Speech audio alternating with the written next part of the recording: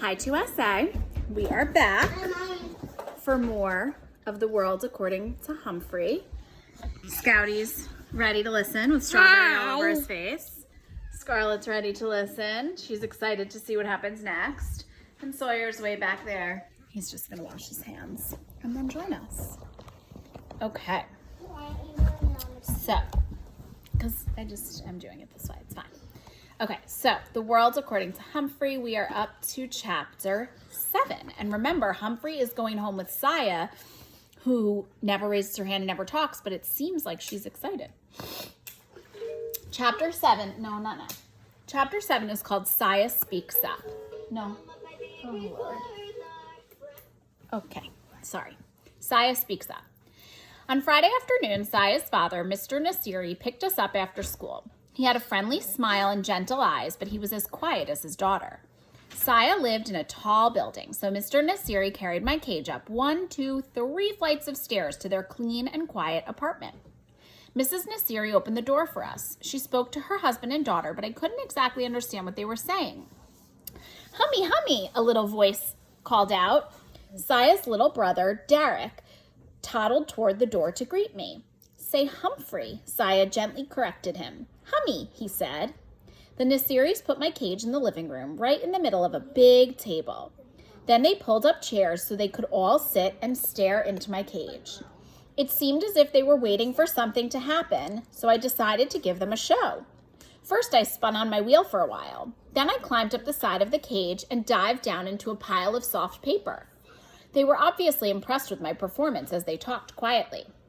The funny thing is, I couldn't understand a word they were saying. No wonder Saya got 100% on all her vocabulary tests. She and her family knew a lot more words than I did. They finally went to the kitchen to eat dinner. Later, while the rest of the family watched television, Saya's mother quietly sat by my cage watching me. She seemed nice. Eventually, it was bedtime for the Nasiris. But after the lights were out, Saya slipped out of her room and came back to my cage and whispered to me. I could understand her again. "Now you know my secret, Humphrey." Guys. "Now you know my secret, Humphrey," she whispered. "My family doesn't speak English. Well, my dad does a little, but he's shy about it. Mom hasn't learned any English at all, and Derek is too little." "I understand," I squeaked. That's why I don't like to talk in class," she explained. "I don't talk like the other kids. I'm afraid they'll laugh at my accent. That happened to me when I was little." "But you don't sound different," I frantically squeaked. "I understand you just fine." Unfortunately, she didn't understand me. All she heard was squeak, squeak, squeak. I guess maybe I have an accent too. "But I have an idea that maybe you could help me teach Mom English," Saya continued. "Glad to help out if I can," I squeaked to her. "You're a real friend," Saya replied. See, she understood me after all. The next day, I dozed until late afternoon when Saya led her mother back to my cage. "Humphrey only understands English, Mama," Saya said. "Speak English. Say Humphrey." Saya's mom looked a little frightened, but she tried. "Humphrey," she said. "Hummy," Derek cried as he raced into the room and climbed onto his mother's lap. "Say, hello, Humphrey," Saya gently instructed her mother. "Hello, Humphrey," Mrs. Nasiri said. I squeaked hello right back, and she broke into a huge smile. "Hello," she said. "Good job," I said. Well, things went swimmingly from then on. In a matter of hours, Saya's mom was saying, "How do you do? Nice to meet you. Would you like some water?" I did, thank you. Even when Saya and Derek left to go to the store with their father, Mrs. Nasiri kept on talking. I let her know I understood what she was saying by wiggling my whiskers and hanging by one paw from the top of my cage. "Good boy, Humphrey," she said. Saya and her father were amazed at Mrs. Nasiri's progress when they returned. The family spent the rest of the evening practicing English. First, Saya pretended to be a guest at the door. She went into the hall and knocked. Her mother opened the door. "Hello, Saya," she said. "Won't you come in?" Then Derek went out and knocked. Mrs. Nasiri opened the door and said, "Hello, Derek. Won't you come in?" He rushed in and toddled right over to the table, shouting, "Humphrey, Humphrey!" Next, Saya convinced her dad to practice English with her mom. "What time is it?" asked Mrs. Nasiri.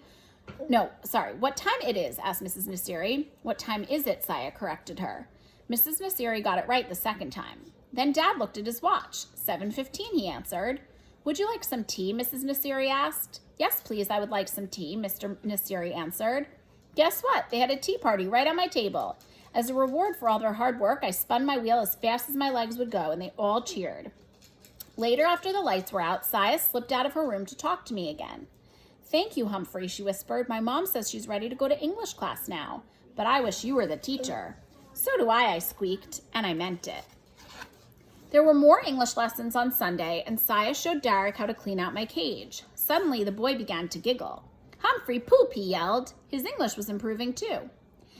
On Sunday night, Saya gathered her family together again. "I want to teach you the American song," she said. Then she opened her mouth and began to sing.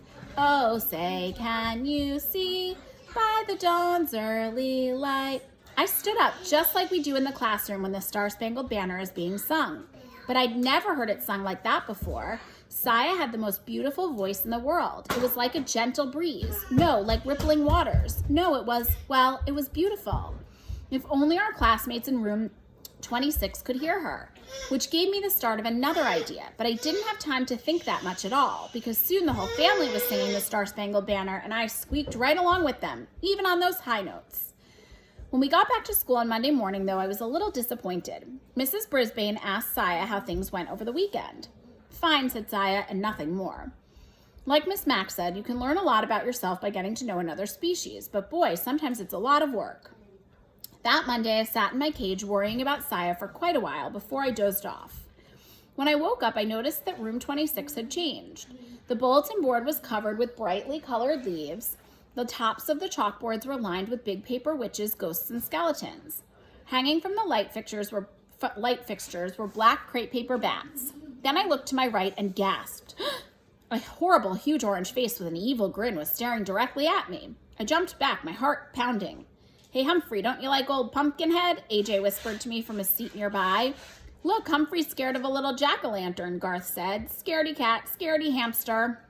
I stood up straight and looked as unscared as I possibly could. "Quiet, Garth and AJ," said Mrs. Brisbane. Then she quickly returned to a math problem she was writing on the board. Suddenly, I noticed a little movement in the center of the room.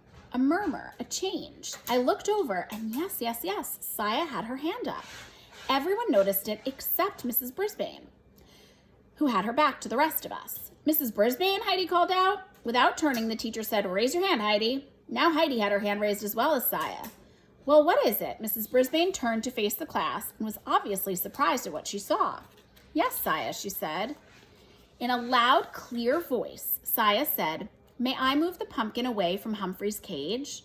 Mrs. Brisbane looked from Saya to the cage and back. "Yes, I guess it is a little close. Thank you, Saya." Saya rose and hurried to my table to push the ugly old jack-o'-lantern away. She didn't say a word, but she winked at me, and I knew what she meant. "Heidi, did you want to say something?" Mrs. Brisbane asked. "Not anymore," she said. Everything went back to normal until the bell rang for recess. As my classmates all scattered and ran toward the door, Garth paused by my cage. "Scaredy cat," he whispered. Then he moved the pumpkin right up against my cage again. I puffed up my cheeks as big as I could get them. It was going to be a very long day. Tip 7. When hamsters feel intimidated, they often puff up their cheeks. Chapter 8. Tricks and Treats. Halloween, or Halloween, or Halloween. I wasn't sure what it was, but I was pretty sure I didn't like it.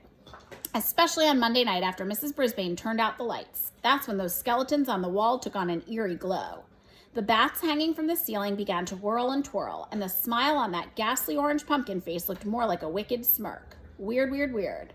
So I was thrilled when Aldo flicked on the lights. "Whoa, it looks like Halloween in here," he exclaimed as he wheeled in his cleaning cart. He strolled over to my cage as usual and bent down so we were face to face. "So, are you going to wear a costume for Halloween? It's Wednesday, you know. Halloween is when the ghosts and goblins come out to play," he explained. "Eek," I squeaked. No, it's not scary. It's just fun. All the kids will wear costumes. Richie's going to be a werewolf. So what are you going to wear? A fur coat?" He laughed at his own joke, then began his cleaning routine, talking to me as he swept and dusted. I started thinking about this costume thing. Miss Mack had a costume party once while I was staying with her. People dressed up like kings and pirates and ghosts, and Miss Mack dressed up like a clown with a sparkly pink wig and a funny face. Nobody wore a fur coat.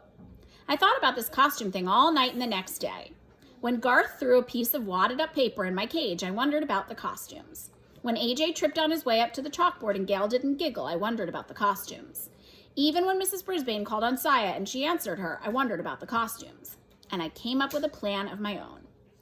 On Wednesday, Halloween arrived, but there were no costumes. I was extremely disappointed until Heidi blurted out, "Mrs. Brisbane, when are we going to have the party?" "Raise your hand, Heidi," the teacher told her. Heidi obediently raised her hand and Mrs. Brisbane called on her. This time when Heidi asked her question, Mrs. Brisbane said, "We will have our lessons this morning. After lunch, you may put on your costumes and we'll start the party." I felt happy, and got in a nice nap for the rest of the morning. But I was wide awake after lunch. My classmates returned from the cafeteria, then scurried off to the cloakroom and the bathrooms and returned. But I hardly recognized them in their costumes. Oh, they were wonderful. A dragon, 2 pirates, a princess, a ninja, 2 clowns, a ballerina, a bunny, a cat, thank goodness not a real one, a baseball player, a mad scientist, a skeleton, the Statue of Liberty, an angel, and a devil. The room mothers came to help with the party. They were both dressed as witches. Still, Mrs. Brisbane was the scariest of them all. She didn't wear a costume, just a button that had the words, "This is my costume," printed on it. She gathered everyone in a circle, pushing all the tables back. Then she announced that the class would be having some treats. But in order to get them, they each had to do a trick, tell a joke, sing a song, or perform a trick for the rest of the class. Oh, I wish someone had told me. I had figured out the costume part, but what about this tricking for treats? Art, the ninja, stood on his head. He stood on his head so long, Mrs. Brisbane finally had to thank him and tell him it was someone else's turn. Gail, the ballerina, twirled around the room on her toes. Garth, the baseball player, told a joke about a witch. Miranda, the bunny, sang a funny song about your ears hanging low. It was all very entertaining, except for the fact that I was thinking about something else. But Mrs. Brisbane got my full attention when she called on Saya. Saya was dressed as the Statue of Liberty. She wore a flowing dress and had a crown on her head and a big cardboard torch in one hand. She stared down at the floor as she took her place in the center of the circle. "What trick will you do for us, Saya?" the teacher asked. Saya still stared at the floor. "Sing your song, Saya, sing," I squeaked out as loudly as I could. "You can do it, Saya, sing." Yes, I know all she could hear was squeak, squeak, squeak, but I did my best. "I think Humphrey wants to hear from you," said Mrs. Brisbane in a surprisingly friendly voice. Suddenly, without warning, Saya began to sing the Star-Spangled Banner in her clear, sweet voice. Everyone stood up right away, like you're supposed to when they sing the national anthem. Mrs. Brisbane put her hand over her heart, and the other kids did too. Well, pay attention, Art didn't until his mom came over and whispered in his ear. I stood up too, as proud as a hamster could possibly be. When it was over, no one clapped or said a word. It seemed as if those sweet notes were still drifting around the room. "That was lovely, Saya. Thank you for sharing your beautiful voice with us," Mrs. Brisbane said. "I wish she'd speak that way to me someday. Nice, encouraging, friendly." Anyway, the tricks continued, and after AJ told a few riddles, Mrs. Brisbane looked around the circle and said, "Did I miss anyone?" This was the moment I'd been waiting for. No one had noticed, but the night before I had sneaked one of Aldo's white dusting cloths into my sleeping hut. I had to act quickly. I pulled out the cloth and crawled under it so it completely covered me. Then I stood up and began to shout like I'd never shouted before. "Trick or squeak," I cried, "trick or squeak." Miranda noticed first. "Look," she yelled, "it's Humphrey." I wish I could have seen the faces of my classmates, but it was dark, dark, dark under the cloth. I could hear them, though. First there were gasps, then giggles, then shouts of, "Look, and Humphrey's a ghost." I continued to squeak my heart out until I heard Mrs. Brisbane's firm footsteps coming toward my cage. "Who did this?" she asked. "Who put that on Humphrey?" No one answered, of course, not even me. "He could suffocate under that," she said. "But he looks so cute," Heidi called out. Mrs. Brisbane didn't answer. She just said, "Will someone please uncover him?" Golden Miranda opened the cage door and whisked the cloth away. "Humphrey, you are a riot," she said. "Only a riot? Let's be honest here. I was a smash hit." Then the room mothers served up cupcakes with orange icing and cups of apple juice, and my classmates played games. Just before the bell rang, Mrs. Brisbane clapped her hands and made an announcement. "Mrs. Hopper and Mrs. Patel and I have consulted with one another. We have decided to give the prize for best trick to Saya Nasiri." Everyone clapped and cheered as Mrs. Brisbane handed Saya a blue ribbon. Saya looked over at me and smiled a beautiful smile. Mrs. Brisbane continued, "And we have decided to award the prize for best costume to Humphrey." She walked over to my cage and taped a big blue ribbon to it while my classmates cheered for me. "Thank you," I squeaked, but I'm not sure anyone could hear me over all the noise. "Thank you all." The bell rang and the room was soon empty except for Mrs. Brisbane. As she gathered up her papers to take home, Mr. Morales came in. He was dressed in a cap and gown like people wear when they are graduating. "Happy Halloween, Sue. Did you have a good party?" he asked. "Very," she answered. "Somehow your friend over there got hold of a ghost costume and won the prize." "See, I told you he'd add a lot to your classroom," he said with a smile. He has livened things up, said Mrs. Brisbane. Joy, joy, joy, I believe she was starting to like me. Just so he doesn't liven things up too much, she added. Poof, my hopes of winning over Mrs. Brisbane's heart crashed to the ground. Mr. Morales said his kids kept asking about me, and then he quickly left. Mrs. Brisbane headed out the door after him. There I was, all alone in room 26 with a bunch of half-torn bats and tattered skeletons hanging around me. As I waited for Aldo to arrive, I sat in the darkening room and pondered my job as a classroom pet. Had I really accomplished anything?